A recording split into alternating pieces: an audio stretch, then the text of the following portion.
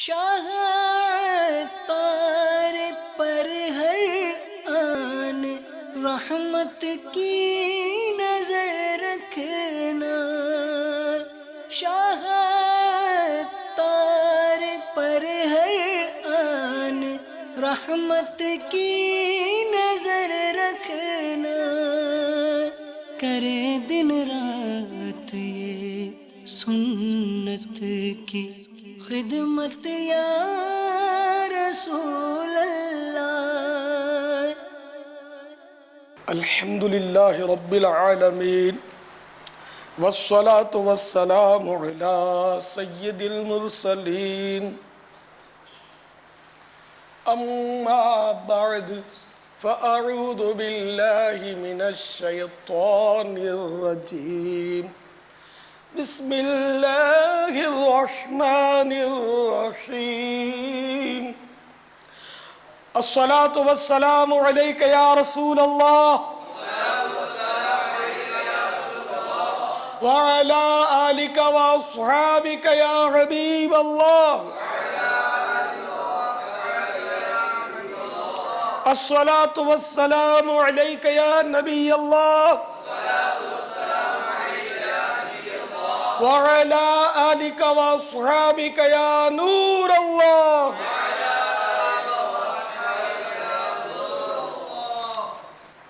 اللہ کے محبوب دانہ غیوب منزہ عن العیوب عز و جل و صلی اللہ تعالی علیہ وآلہ وسلم کا فرمان معظم ہے، اللہ کی خاطر آپس میں محبت رکھنے والے جب باہم ملیں اور مصافحہ کریں اور نبی صلی اللہ تعالی علیہ وآلہ وسلم پر درود پاک پڑھیں تو ان کے جدا ہونے سے پہلے دونوں کے اگلے پچھلے گناہ بخش دیے جاتے ہیں۔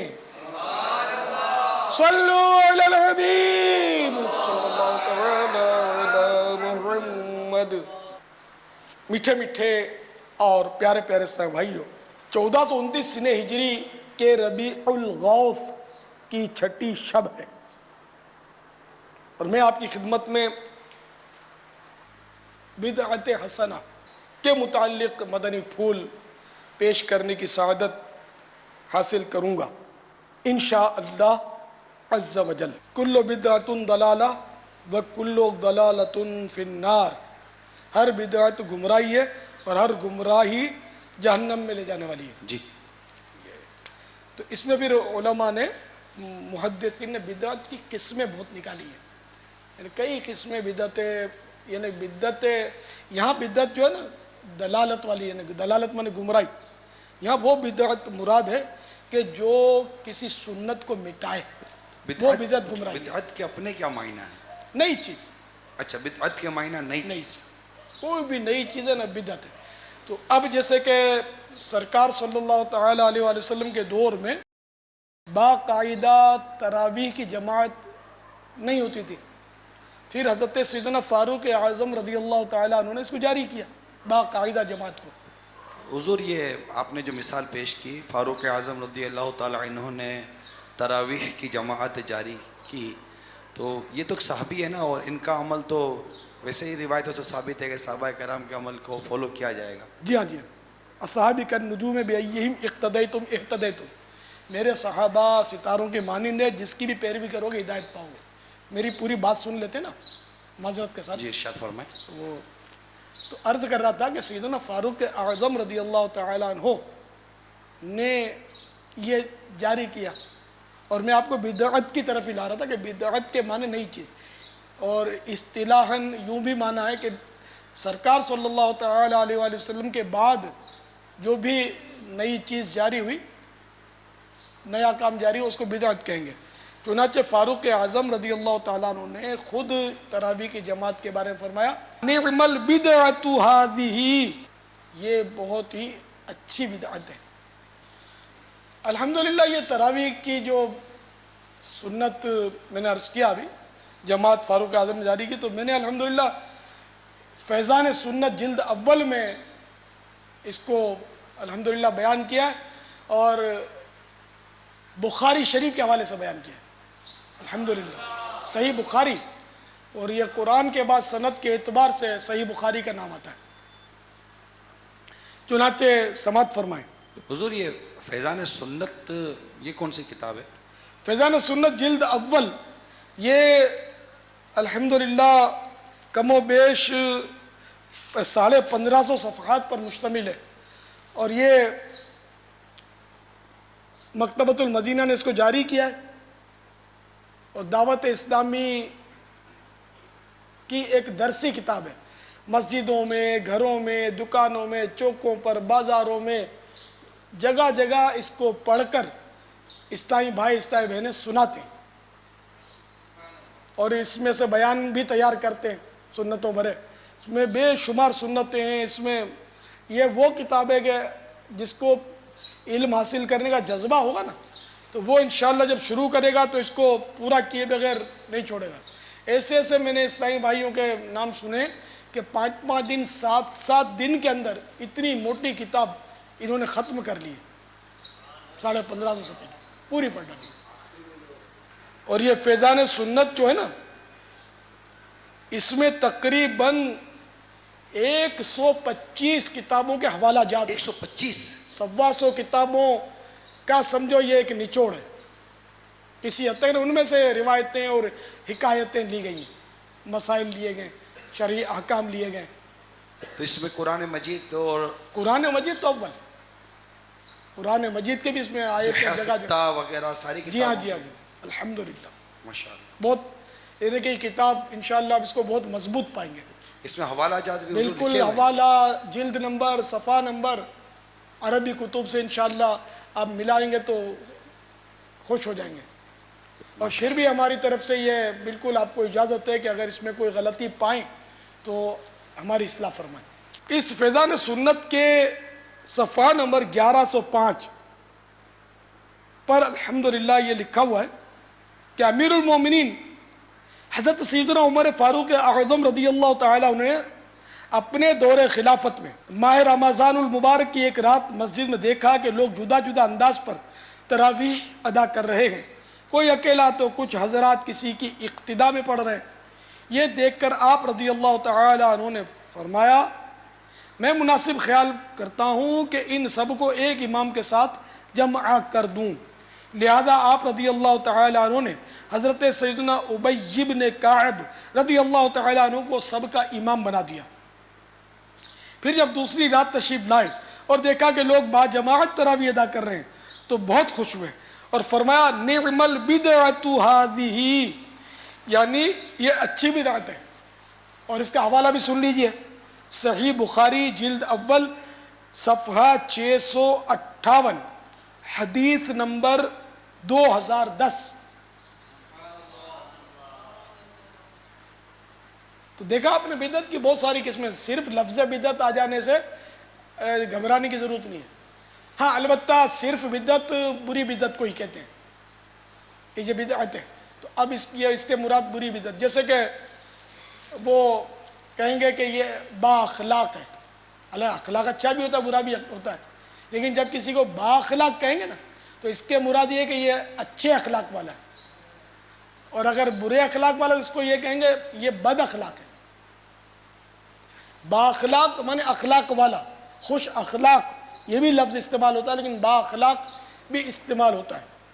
اس طرح کئی الفاظ ہوتے ہیں کہ جب ایک لفظ مراد لیا جائے تو اس سے وہ مخصوص معنی مراد لیے جاتے ہیں۔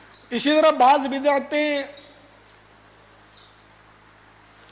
تو ایسی بھی ہوتی ہیں کہ جن کو بدعت واجبہ قرار دیا گیا، جیسے اب قرآن پاک میں پہلے نقطے نہیں تھے، عربی قرآن شریف جو لکھا جاتا ہے اس میں نقطے نہیں تھے۔ نقطے بعد والوں نے ایجاد کیے کہ با کے نیچے ایک نقطہ، تا کے اوپر 2 نقطے، سا کے اوپر 3 نقطے، شین کے اوپر 3 نقطے، ہا کے پیٹ میں نقطہ کرو تو جیم بن جائے، اور اس کے سر پہ نقطہ کرو تو خا بن جائے۔ یہ پہلے نقطے تھے نہیں، وہ عربی دان تھے، وہ سمجھ لیتے تھے، ہمارے لیے پڑھنا ناممکن ہے۔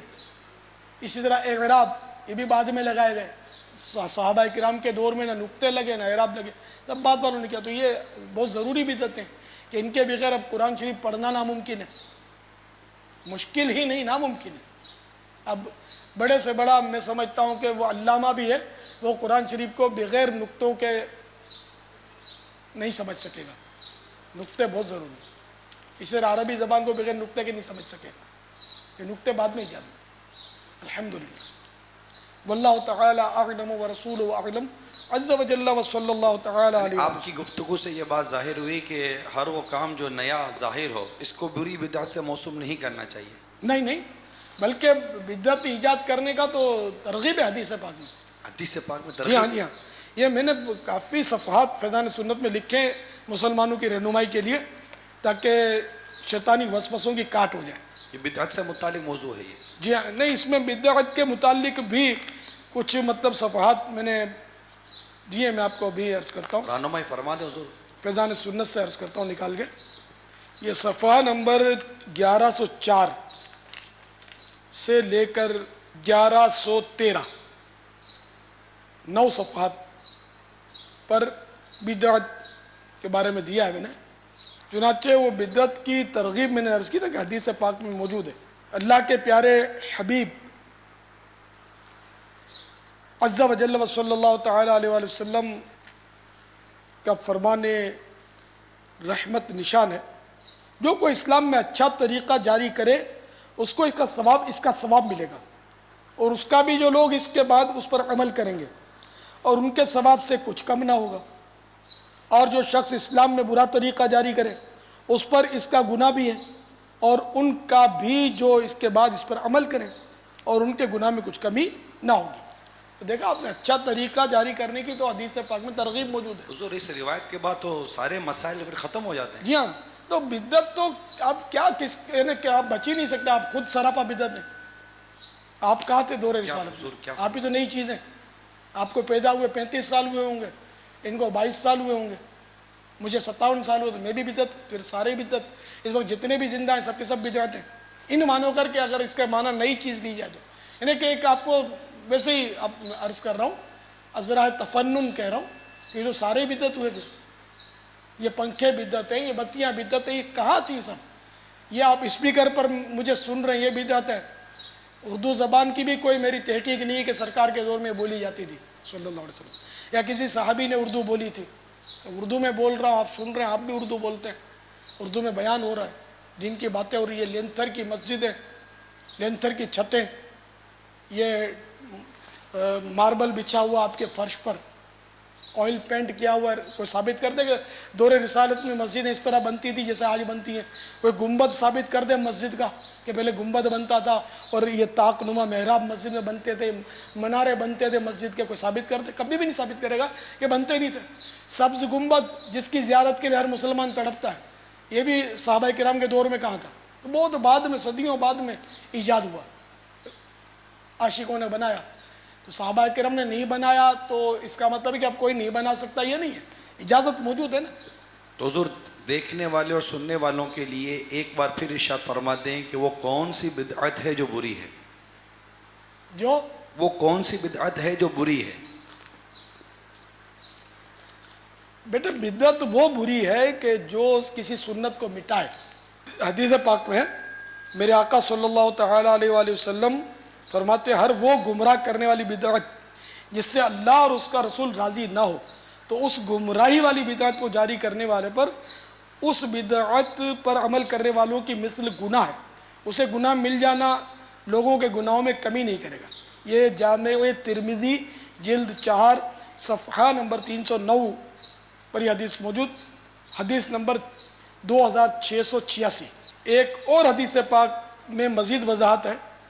چنانچہ ام المومنین حضرت سیدتنا عائشہ صدیقہ رضی اللہ تعالی عنہا سے مروی ہے, اللہ کے محبوب دانہ غیوب منزہ عن العیوب عز و جل صلی اللہ تعالی علیہ وآلہ وسلم نے ارشاد فرمایا, من احدث فی امرنا ھذا ما لیس فیہ فہو رد.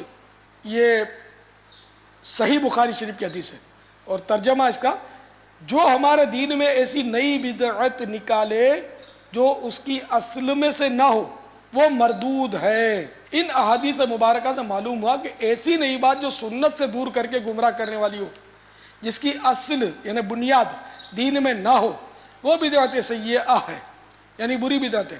جبکہ دین میں ایسی نئی بات جو سنت پر عمل کرنے میں مدد کرنے والی ہو اور جس کی اصل دین سے ثابت ہو, وہ بدعت حسنہ یعنی اچھی بدعت کہلاتی ہے. حضرت سیدنا شیخ عبدالحق محدث دہلوی علیہ رحمۃ اللہ القوی شیعۃ اللمعات جلد اول صفحہ 135 پر اس حدیث پاک کے تحت فرماتے ہیں وَكُلُّ ضَلَالَةٍ فِي النَّارِ، یعنی کہ اور ہر گمراہی جہنم میں، یعنی کہ وہی گمراہ کن بدعت، تو اس کے گمراہی والی بدعت کے تحت فرماتے ہیں جو بدعت کے اصول اور قواعد سنت کے موافق اور اس کے مطابق قیاس کی ہوئی ہے، یعنی شریعت و سنت سے نہیں ٹکراتی، اس کو بدعت حسنہ کہتے ہیں، اور جو اس کے خلاف ہے وہ بدعت دلالت یعنی گمراہی والی بدعت کہلاتی ہے۔ بہرحال اچھی اور بری بدعات کی تقسیم ضروری ہے، ورنہ کئی اچھی بدعتیں ایسی ہیں کہ اگر ان کو صرف اس لیے ترک کر دیا جائے کہ یہ قرون ثلاثہ یعنی شاہ خیر الانام، صحابہ کرام و تابعین اعظام صلی اللہ تعالی علیہ وآلہ وسلم وعلیہم الرضوان کے ادوار پر انوار میں نہیں تھی تو دین کا موجودہ نظام ہی نہ چل سکے، جیسا کہ دینی مدارس، ان میں درس نظامی، قرآن و احادیث اور اسلامی کتابوں کی پریس میں چھپائی وغیرہ وغیرہ، یہ تمام کام پہلے نہ تھے، بعد میں جاری ہوئے اور بدعت حسنہ میں شامل ہے۔ حضور ماشاءاللہ آپ نے یہ ساری وضاحت کر کے کئی وسوسوں کا علاج عطا فرما دیا، کو اس پر عوام جو ہے ان کے لیے کوئی آخری کلام ہو جائے؟ بس وہی کہ جو بات نئی ہے اور وہ شریعت سے نہیں ٹکراتی وہ جائز ہوتی ہے، یہ اصول یاد رکھ لیں، ورنہ تو میں نے عرض کیا نا نظام چل ہی نہیں سکتا۔ اب میں آپ کو بتاؤں کہ اذان سے پہلے بہت سے مسلمان درود پاک پڑھتے ہیں، تو شیطان وسوسہ ڈالتا ہے کہ حضرت بلال حبشی رضی اللہ تعالیٰ عنہ نے تو اذان سے پہلے درود پاک نہیں پڑھا تھا، تو اس لیے یہ بدعت بری بدعت ہو گئی، تو یہ بڑی زیادتی ہے۔ دیکھو نا قرآن پاک میں حکم ہے صلو علیہ وسلموا تسلیما کہ درود اور خوب سلام بھیجو، اس میں کہیں بھی وقت نہیں لکھا ہوا کہ کب پڑھو کب نہ پڑھو، ٹھیک ہے نا؟ تو اب جو وقت یعنی کہ منع نہیں کیا گیا اس میں پڑھ سکتے ہیں درود شریف، تو اذان سے پہلے کا منع نہیں ہے نہ بعد کا منع ہے، تو اس لیے وہ جن اوقات میں شرعاً منع نہیں ہے ان میں درود شریف پڑھے گا تو کوئی گناہ گار نہیں ہے، تو اذان سے پہلے منع نہیں ہے۔ اچھا اب یہ دلیل کہ حضرت بلال حبشی رضی اللہ تعالیٰ عنہ نے چونکہ درود شریف نہیں پڑھا تھا اس لیے درود شریف نہ پڑھا جائے، اگر شیطان یہ وسوسہ آپ کو ڈالتا ہے تو آپ شیطان سے ذرا یہ کہیے کہ حضرت بلال حبشی رضی اللہ تعالیٰ عنہ نے اسپیکر پر بھی تو اذان نہیں دی تھی، اسپیکر پر جو اذان دی جاتی ہے پھر اس کو بدعت کیوں قرار نہ دیا جائے؟ اچھا اسپیکر ایجاد ہونے سے پہلے مناروں پہ کھڑے ہو کر اذان دی جاتی تھی، اور منارے کے اندر جو طاق بنے ہوتے ہیں کھڑکیاں باقاعدہ اس میں حی علی الصلاۃ، اب تو کیا وہ بعض مؤذنین جن کو مسئلے نہیں پتہ ہوتے تو حی علی الصلاۃ کس طرح پڑھتے ہیں، وہ پہلے تو حی علی الصلاۃ پورا کہہ لیتے ہیں قبلے کی طرف منہ کر کے، پھر وہ تھوڑا سا یوں ہلاتے نزاکت کے ساتھ، میں نے دیکھا ہے حی علی الصلاۃ بس یوں کر لیتے ہیں، یہ میں نے دیکھا ہے بعضوں کو، تو یہ نہیں طریقہ، وہ اصل طاق بنے ہوئے تو دونوں طرف کھڑکیاں، تو وہ طاق سے منہ نکال کر حی علی الصلاۃ اس طرح منہ نکالتے تھے، اور اس طرف کے حی علی الفلاح اس طرف وہ منہ نکالتے تھے مناروں کے۔ اس سے حکمت یہ تھی کہ ادھر کھڑکی کی طرف جو لوگ رہتے ان کو آواز پہنچ جائے، ادھر ان کو آواز پہنچ جائے، تو اب مائک پر آواز اذان دینے میں اگرچہ اس کی علت جاتی رہی آواز ادھر کے پہنچانے کی یا وہ مائک کا رک، لیکن اب بہرحال یہ کہ یہ سنت دائیں بائیں منہ کر کے وہ حی علی الصلاۃ حی علی الفلاح کہنا، تو سنت جب یہ ادا ہوگی کہ جب یہ پورا منہ پھرے گا، اور سینہ نہیں پھرنا چاہیے، اذان دیتے وقت کعبے سے سینہ نہ پھرے، صرف یہ چہرہ پھرے، یہ احتیاط کریں۔ تو اب یہ کہ منارے پر کھڑے ہو کر کھڑکیوں سے منہ نکال کر حی علی الصلاۃ حی علی الفلاح کہنا بھی ثابت نہیں ہے، صحابہ کرام کے دور میں منارے تھے نہیں تو بعد میں ایجاد ہوئی، تو یہ بھی بدعت حسنہ ہے منارہ، اسپیکر بھی، تو آپ کی سمجھ میں دیکھیے منارہ بھی آ رہا ہے، حضرت بلال حبشی نے منارے پہ چڑھ کے اذان نہیں دی، یہ بالکل کنفرم میں آپ کو کہہ رہا ہوں، منارے تھے ہی نہیں، مسجد نبی شریف پر منزل بھی نہیں تھی، وہ چٹائی کی چھت بنی ہوئی تھی میرے بھائی، اور کھجوروں کے تنے جو تھے ان کے ستون بنے ہوئے تھے. اب یہ لینتھر کے ستون بن رہے، اور لینتھر کی چھتیں اور اوپر منزل، اس کے اوپر منزل. یہ آپ کو بتا دوں کہ فقہائے کرام کا اس بارے میں پہلے اختلاف رہا ہے کہ اوپر یہ چھت پر آیا اقتدا درست ہے یا نہیں، اس پر بھی اختلاف رہا ہے. اب یہ ساری باتیں کہاں میں عوام کے سامنے کرنے بیٹھوں کہ چونکہ چھتیں نہیں تھی. اور کہیں ایسا تو نہیں کہ مکان تبدیل ہو جاتا ہو، کہ اگر مکان تبدیل ہو جاتا ہے تو اقتدا درست نہیں ہوتی. نماز میں اتصال ضروری ہے، اتصال صفوف. تو بعض فقہائے کرام کے نزدیک چھت پر اگر دوسری منزل پر نماز پڑھی باجماعت تو اتصال صفوف نہیں ہے اور مکان بدل گیا. یہ میری چھوٹی سی مطلب ناقص سی معلومات ہے، ہو سکتا ہے غلط ہو معلومات. تو یہ حوالہ یاد نہیں ہے اس لیے میں کہہ رہا اصل ہوں، مسئلہ میں عرض کر رہا تھا بیٹے آپ سے. تو اس لیے یہ ساری باتیں، چھتیں مسجد کئی منزلہ بھی آپ کی سمجھ میں آ گئیں. ماربل نہیں تھا تو یہ بھی آ گیا، اسپیکر پر اذان دینا آ گیا، اسپیکر پر خطبہ پڑھنا آ گیا. پہلے اسپیکر پر خطبہ نہیں پڑھا جاتا تھا، یہ بھی آپ کی سمجھ میں آ گیا. میناروں پر اذان دینا سمجھ میں آ گیا، مناروں سے منہ نکالنا کھڑکیوں سے آ گیا. آخر یہ درود شریف پڑھنا کیوں سمجھ میں نہیں آ رہا؟ یہ شیطان آخر درود شریف نہ پڑھنے پر کیوں زور دے رہا آپ کو؟ تو شیطان چونکہ دشمن رسول ہے، وہ ہمارے دلوں سے رسول اللہ عز و جل و صلی اللہ تعالیٰ علیہ وآلہ وسلم کی محبت چھیننا چاہتا ہے. اس لیے اس نے یہ ذہن میں بٹھانے کی کوشش کی کہ اذان سے پہلے حضرت بلال نے درود شریف نہیں پڑھا تھا، اس لیے یہ بدعت ہے، اس کو مت پڑھو. تو چونکہ شیطان کا مقابلہ کرنے کی دعوت اسلامی نے ٹھانی ہے، تو دعوت اسلامی نے بولا مردود تو ایک درود شریف کا منع کرتا ہے، لے جل مر. دعوت اسلامی والے 4 درود شریف پڑھا کریں گے. تو جہاں بھی دعوت اسلامی والے اذان دیتے ہیں وہاں کتنے درود شریف پڑھتے ہیں؟ 4 پڑھتے ہیں نا. مسئلہ جیسے اذان میں الصلاۃ والسلام علیک یا رسول اللہ وعلی آلک واصحابک یا حبیب اللہ، الصلاۃ والسلام علیک یا نبی اللہ وعلی آلک واصحابک یا نور اللہ. 4 سیغے میں درود شریف پڑھا ماشاءاللہ. دعوت اسلامی والے نے. پھر مزید اب شیطان زخمی ہوا، درود شریف سن کر زخمی ہوا، تو اذان ختم کرنے کے بعد دعوت اسلامی والوں نے نمک کی مٹھی بھر کے اس کے زخم پہ مارا. وہ کیسے؟ پھر کہا الصلاۃ والسلام علیک یا رسول اللہ وعلی آلک واصحابک یا حبیب اللہ، اللہم رب هذه الدعوة التامة والصلاة القائمة آت محمدا الوسیلة والفضیلة والدرجة الرفیعة وابعثه مقاما محمودا الذي وعدته واجعلنا في شفاعته يوم القيامة انك لا تخلف الميعاد. الصلاة والسلام علیک یا نبی اللہ وعلی آلک واصحابک یا نور اللہ. تو پتہ چلا کہ درود و سلام سے شیطان چڑھتا ہے، وسوسے ڈالتا ہے. تو دعوت اسلامی والے جتنا یہ چڑھتا ہے اتنا مزید اس کو چڑھاتے ہیں، اور انشاءاللہ چڑھاتے رہیں گے. اور یقین مانے شیطان کو چڑھانا یہ ہماری عظیم عبادت ہے. الحمدللہ. اعوذ باللہ من الشیطان الرجیم، یہ شیطان کو جلانے کے لیے نا، سے پناہ مانگنے کے لیے. تو اب جیسے آپ کو کوئی کہہ دے کہ بھائی میں تم سے پناہ مانگتا ہوں، تو آپ کو برا لگے گا نا. تو آپ کو برا لگانا تو گناہ ملے گا. مسلمان کا بلا وجہ شرعی دل آزاری کرنا، دل دکھانا. لیکن شیطان کو کہنا کہ میں تجھ سے پناہ مانگتا ہوں دفع ہو جا، اس میں ثواب ملے گا.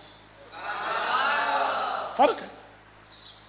تو درود سلام سے ہی جتنا جلے گا انشاءاللہ ہم اس کو جلاتے جائیں گے انشاءاللہ. یہ جشن ولادت سے جلتا ہے تو اس کو جلائیں گے. یہ بھی آپ کو بتا دوں کہ یہ ہرے جھنڈے سے بھی جلتا ہے. ارے ایسا جلتا ہے، ایسا جلتا ہے کہ دیکھنا آپ کو شاید یہ VCD عام ہوگی نا ہر جھنڈے والی، بولیں گے یہ کیا بدعت شروع کر دی، ہرا جھنڈا ہی پکڑ کے چھوڑتا ہی نہیں ہے، ہرا جھنڈا چلاتا رہتا ہے. تو یہ میں ہری جھنڈی یہ مسلمانوں کو دکھا رہا ہوں کہ دعوت اسلامی امن کا پیغام دیتی ہے.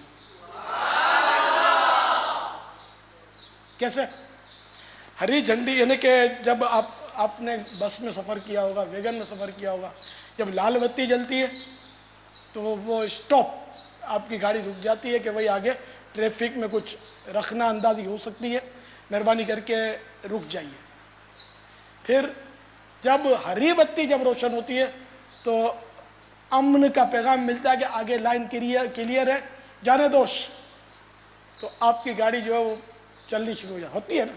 اسی طرح ٹرین میں آپ نے اگر دیکھا ہو، نہ دیکھا ہو تو آپ نوٹ کر لینا، جب ٹرین کو روکنا ہوتا ہے تو وہ لال جھنڈی دکھاتا ہے دور سے آدمی کھڑا ہو کر، تو وہ گارڈ لال جھنڈی ہلاتا ہے دور سے، تو گاڑی ٹرین رک جاتی کہ شاید کوئی آگے خطرہ ہے، پتہ نہیں کیا پٹی اکھڑ گئی ہے یا کوئی ٹرین سامنے سے آ رہی ہے، کیا ہے، گاڑی رک جاتی ہے۔ پھر وہ گارڈ کچھ دیر کے بعد جب ہری جھنڈی دکھاتا ہے تو ٹرین پھر چھک چھک چھک چھک چھک چھک چھک چھک چلنی شروع ہو جاتی ہے کہ آگے امن ہے، لائن کلیئر ہے۔ تو یہ دعوت اسلامی محبت کا پیغام دیتی ہے، امن کا پیغام دیتی ہے، تو اس کی علامت ہرا جھنڈا ہے۔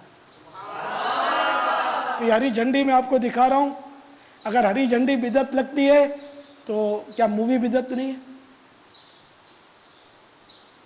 جس کو شیطان کا وسوسہ ہری جھنڈی پر آتا ہے وہ تو مووی کے قریب بھی اس کو نہیں آنا چاہیے، لیکن شیطان بولے گا تیرا چہرہ نظر آئے گا، تو مووی بہت میٹھی لگتی ہے، اس لیے مطلب مووی ہپ ہپ، میٹھا میٹھا ہپ ہپ، تو یہ جھنڈی بھی میٹھی میٹھی کڑوی نہیں ہے، یہ تو جس کا دیکھو بیٹے منہ کڑوا ہوتا ہے نا، بخار والا جو ہے، اس کو غذا اچھی نہیں لگتی نا، ہر چیز کڑوی لگتی ہے، تو وہ چیز کڑوی نہیں ہے بھائی، اس کا منہ کڑوا ہو گیا۔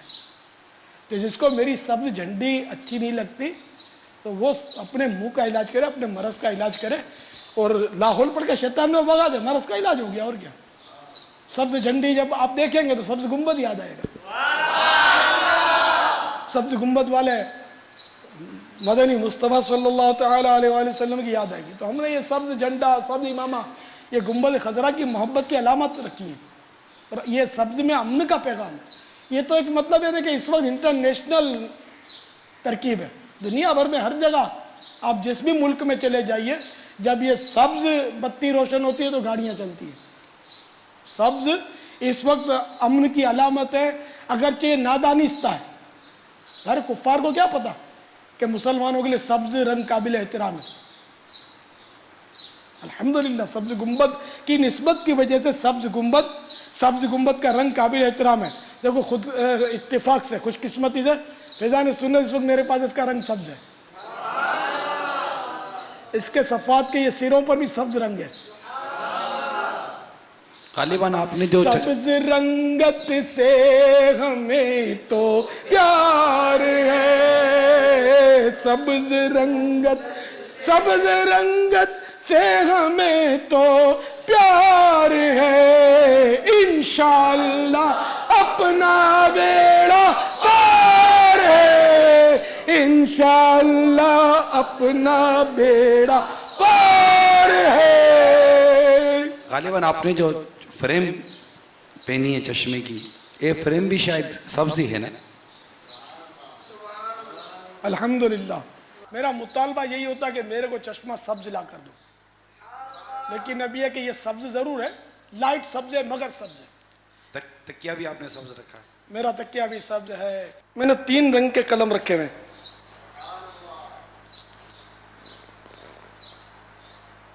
ایک تو سبز ہے، پہلے بلو رکھا ہے، جی جی نیل، یہ بلو قلم جو ہے نا، یہ میرے پیر و مرشد غوث پاک رضی اللہ تعالیٰ عنہ کا مزار شریف بغداد میں اللہ آپ کو دکھائے، آمین۔ الحمدللہ مجھے 2 بار حاضری کی سعادت ملی ہے۔ تو میرے غوث پاک کے مزار کا گنبد بلو ہے، تو اپنے تو نسبتوں والے ہیں، تو یہ بلو قلم اس کی یاد ہے، تو میں نے یہ پہلے بلو قلم رکھا۔ تو یہ غوث پاک کا کام ہے، بلو نیلا بولتے ہیں اس کو، نیلے گنبد والے کا دامن پکڑ کے سبز گنبد والوں کی طرف بڑھا میں، تو یہ سبز گنبد آ گیا۔ اب یہ سبز قلم اور سبز گنبد والے کا دامن پکڑا ہوا ہے، تو یہ کالے قلم اللہ تعالیٰ کا تو نعوذ باللہ ظاہر کوئی مزار ہی نہیں ہے، غلاف کعبہ کا رنگ سیاہ کالا، تو یہ کالا قلم رکھا اس نسبت سے۔ یہ 3 قلم میں نے رکھے، تو ہم تو देखो ये मेरा कार्ड है, एक चुप सो सूख इसमें लिखा हुआ है, इसका भी सब्ज रंग है, ये सब्ज इसमें बना हुआ है, इमाम शरीफ सब्ज, अल्हम्दुलिल्लाह। तकिया सब्ज, ये मेरी कापियाँ सब्ज, ये मकतबतुल मदीना की ये किताब, इसमें भी ये सब्ज रंग, सुभान अल्लाह। मेरे पानी के मिट्टी के प्याले की प्लेट सब्ज। तो अल्हम्दुलिल्लाह सब्ज रंगत से मुझे तो प्यार है, इंशाअल्लाह दो जहां में अपना बेड़ा पार है इंशाअल्लाह। देखो ये मेरी घड़ी, इसमें भी सब्ज हिंद से, खुशकिस्मती से। तो ये सब निस्बतों की बहार है, अगर नीयत करेंगे तो सवाब भी मिलेगा इसका, कि हम इस सब्ज गुंबद की मोहब्बत की वजह से सब्ज रंग हमने अपनाया। अल्हम्दुलिल्लाह अमीर अहले सुन्नत ने आज हमें बिदअत से मुतालिक बहुत कुछ मवाद अता फरमाया है। हम नहीं समझते कि अमीर अहले सुन्नत के बिदअत से मुतालिक इस कदर मुस्तनद बातें सुनने के बाद किसी सलीमुल तबा और अच्छा जहन रखने वाले शख्स के जहन में बिदअत से मुतालिक कोई वसवसे आएँ। अल्लाह ताला हम सबको अमीर अहले सुन्नत और इनकी दावत इस्लामी से वाबस्ता फरमा दे। हुज़ूर ये अब जिस पर बैठे हैं, ये चटाई तो समझ में आ रही है, इसके ऊपर क्या है? ये बकरी की खाल है। बाहर शरीयत 16वें हिस्से में लिखा है कि बकरी की खाल पर बैठने से आजिज़ी पैदा होती है और चीते की खाल पर बैठने से तकब्बुर पैदा होता है। हुज़ूर आपने अभी सब्ज़ रंग से मुतालिक अपनी उल्फत व मोहब्बत का वाज़े बयान फरमाया, ये भी सब्ज़ होती तो? मतलब ये कि जो जिसकी अज़मत होती है ना, तो वो सर पे रहती है, जो चीज़ अज़मत वाली हो। अब खाल को अपने नीचे कैसे बिठाऊं? मुझे तो सही बात है कि सब्ज़ रंग से कुछ बस ऐसा वालहाना प्यार है। सब्ज़ घास जो होती है ना बाग में, वो चलने को जी नहीं चाहता मेरा, कभी मजबूरी हो जाती है, जी नहीं चाहता। मस्जिद में जैसे सब्ज़ कारपेट बिछती है, आजकल आम तौर पर दरियाँ सब्ज़ बिछाई जाती हैं ज़मीन पर, मैं इससे नाराज़ हूँ। मुझे मज़ा नहीं आता सब्ज़ दरियों से, उस पर चलने पर। गुनाह है? गुनाह नहीं है, जायज़ है। सब्ज़ चप्पल पहनना भी जायज़ है। हम इश्क के बंदे हैं, क्यों बात बढ़ाई है? सब्ज़ गुंबद से प्यार है, तो जिस चीज़ से प्यार होता है वो तो ऊपर रहती है ना। आपने जो भी प्यार वाली अल्लाह रसूल की अज़मत वाले नाम वगैरह फ्रेम करा के ऊपर ही रखते हैं ना। खैर अल्लाह और रसूल के नाम तो नीचे रखने यकीनन बेहद भी है, लेकिन ये सब्ज़ रंग की बात कर रहा हूँ। अगरचे कोई नीचे रखे उस पर चले तो ज़ाहिर उसकी तौहीन की नीयत तो नहीं है,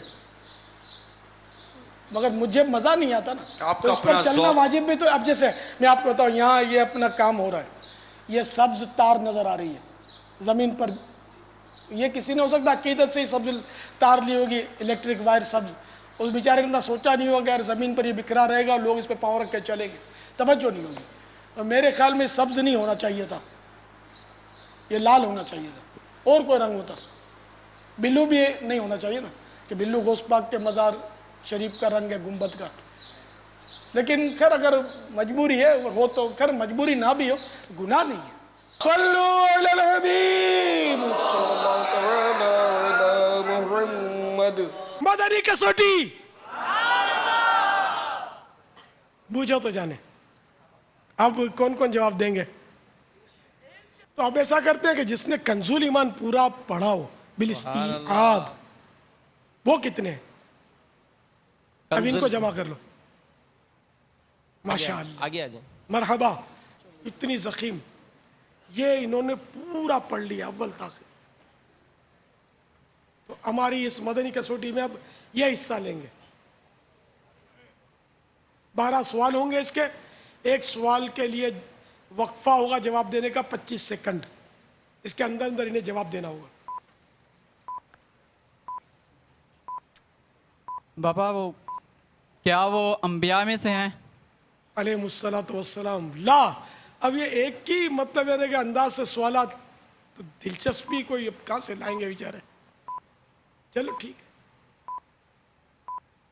न रसूलों में से न नबियों में से। बापा क्या वो सहाबा में से हैं? ला, तो ये 2 सवाल हो गए ना इनके। کیا وہ حیات ہیں؟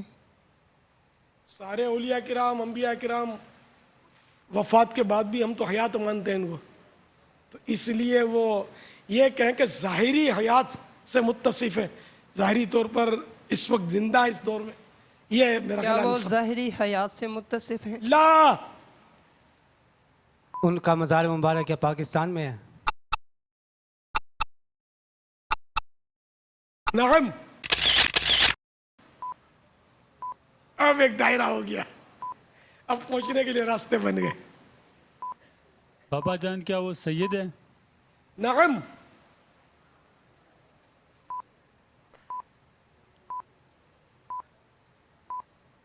پانچ ہو گئے نا.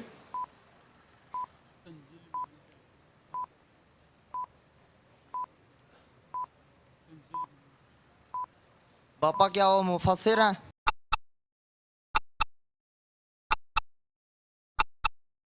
اس حوالے سے شہرت نہیں ہے میرا خیال ان کی.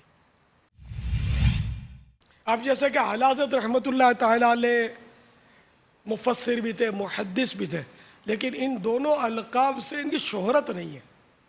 شہرت ان کی مجدد سے ہے. تو اس طرح مطلب اس شخصیت کی شہرت بطور مفسر سنی نہیں ہے میں نے، تو اس لیے جواب لا.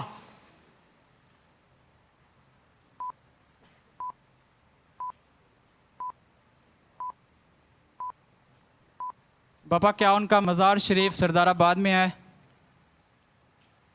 لا.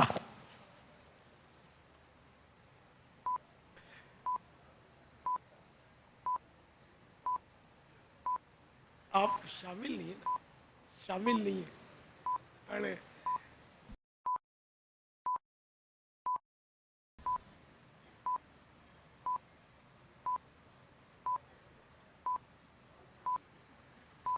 کیا ان کا مزار مرکز الاولیاء میں ہے؟ لا. اب مشہور شہروں کے نام لوگے تو کہیں تو ہو جائے گا. ایک توسا شریف بھی بہت مشہور ہے. اسی میں 12 بھی ہو جائے گا.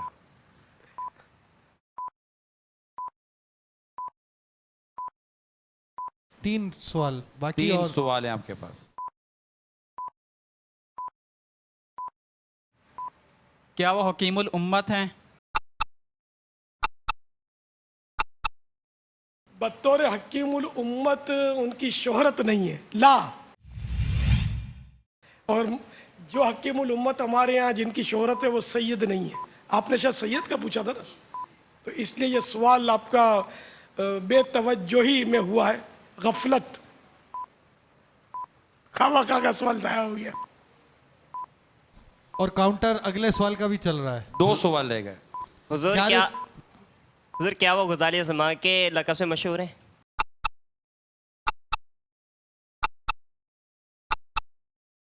نعم.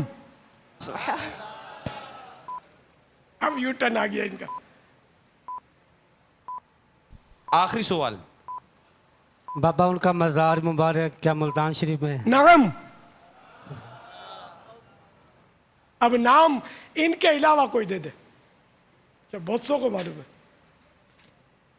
بابا اب جس نے ہاتھ تو اٹھاتے ہیں لیکن ضروری تھوڑی کہ ان کو سب کو معلوم بابا ہے. جس نے فتاوی رضویہ پڑھی ہو اس سے پوچھ لیں بابا. پوری ظاہر اس میں ہوتے ہیں بابا، ان کی زیارت بھی ہو جائے گی. ان کا پھر کسوٹی میں شریک کریں گے ان کو بعد میں. سبحان اللہ. انشاءاللہ. یا چلو فتح رضویہ اب جنہوں نے پڑھی ہو وہ تو یہ بیچارہ اکا دکا ہی ہوگا. کوئی پوری بالاستیاب 30 جلد ہیں. پاپا یہ 4 ہاتھ تو یہیں اٹھے ہوئے ہیں. ایک یہاں ہے، نہیں نیچے آئیے. پڑھ لیے 4 اسلام میں جنہوں نے پوری فتاوی رضویہ کے لیے ہاتھ اٹھائی.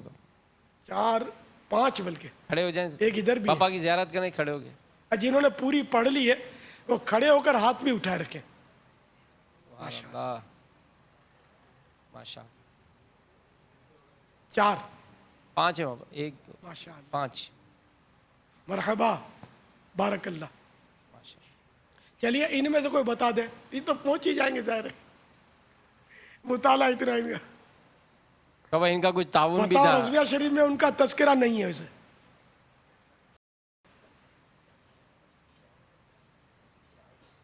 مشہور सैयद अहमद सैयद काजमी शाह साहब। रहमतुल्लाह ताला। जवाब दुरुस्त है। सल्लू अलल हबीब सल्लल्लाहु तआला अला मुहम्मद। मुझे अपनी और सारी दुनिया के लोगों की इस्लाह की कोशिश करनी है इंशाअल्लाह।